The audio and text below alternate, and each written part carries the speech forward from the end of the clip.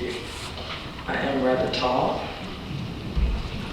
Did you just control it from right there? That is skills. Good morning. It is an honor to be here. Thank Dr. Beheshti for the invitation. And I am representing the Arkansas Family Council, where my boss is the wonderful Mr. Jerry Cox, who has been on the front lines of fighting for religious freedom for about as long as I've been alive, so nearly 30 years. So today I'm going to talk about an issue lurking just beneath the surface of American politics, American issues. That issue is the silent war on religious liberty. President Reagan said, "Freedom is not the sole prerogative." I got a big voice in my... All right, step back a little bit. President Reagan said, "Freedom is not the sole prerogative of a chosen few, but the universal right of God's children." And when he said this, he was not expressing a strictly personal belief in the nature of man as a creative being.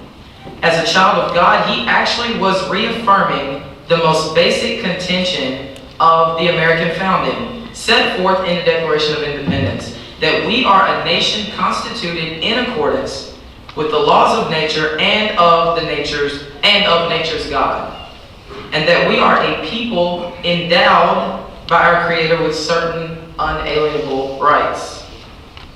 So let me make this explicit. The source and justification for the very existence of the United States of America is and always has been contingent upon the understanding of a man as a created being, with a creator conferring his intrinsic rights, among them life, liberty, and the pursuit of happiness.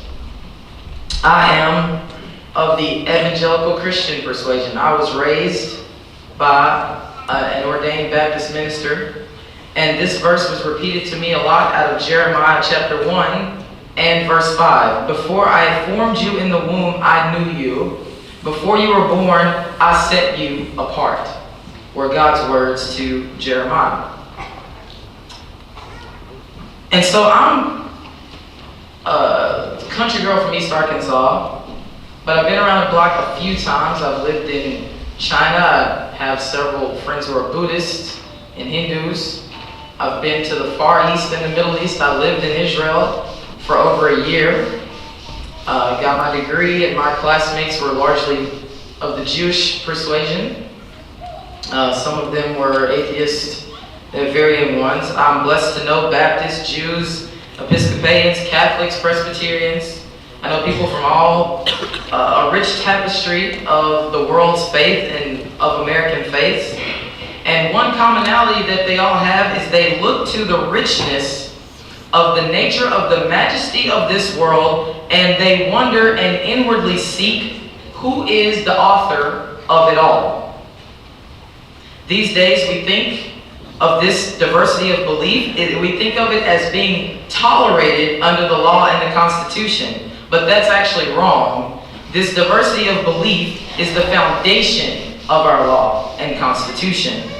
America does not sustain and create faith. Faith creates and sustains America. It's that radio. I have a radio show.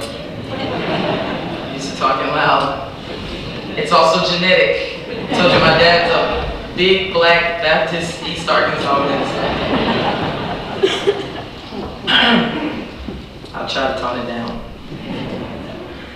President John Adams in 1798 wrote to Massachusetts militiamen, to remind them that our Constitution was made only for a moral and religious people. It is wholly inadequate to the government of any other.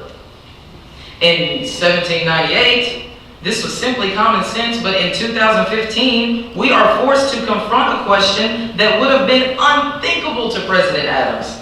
It would have been unthinkable to President Washington and even President Reagan, and every other American throughout history who believed in America's founding premise. What happens when our government decides that it no longer needs a moral and religious people. Today, the American people, whether they know it or not, are mired in a silent war.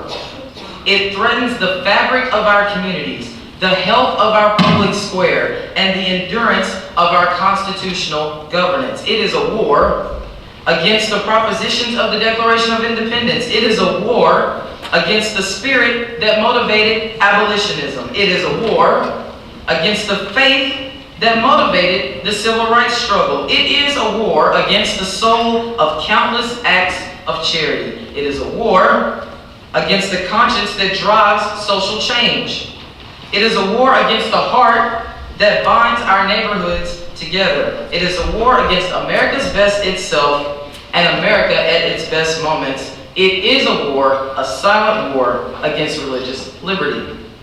This war is waged in our courts and in the halls of political power. It is pursued with grim and relentless determination by a group of like-minded elites determined to transform this country from a land sustained by faith into a land where faith is silenced, privatized, and circumscribed. Their vision of America is not the vision of the founding. It is not even the vision of 10 years ago. It is a vision in which an individual's devotion to Almighty God is accorded as much respect as a casual hobby, and with about as many rights and protections. These elites have faced little opposition. You may have a nonprofit here, a dedicated attorney there. You may have a small business over here, a handful of principled organizations with the courage to stand up. They are the remnant who have the temerity to believe in America and its promises and to do something about it. After all, every person wants to live out his or her values. America's most fundamental promise is that we can. And when we cannot, we are told that our faiths and our consciences are a threat to good governance and the law. And that we are we are facing a threat to the very idea of America. Margaret Thatcher famously said, she said, Europe was created by history, America was created by philosophy. The secular elites understand this just as well as Miss Thatcher did, and they know that to take over America, they must make a war on this philosophy. See, it's a silent war, and the real undercurrent that's driving politically fractious debates in a number of areas of policy. But why is the war happening? What does it mean for our country and for the people of faith?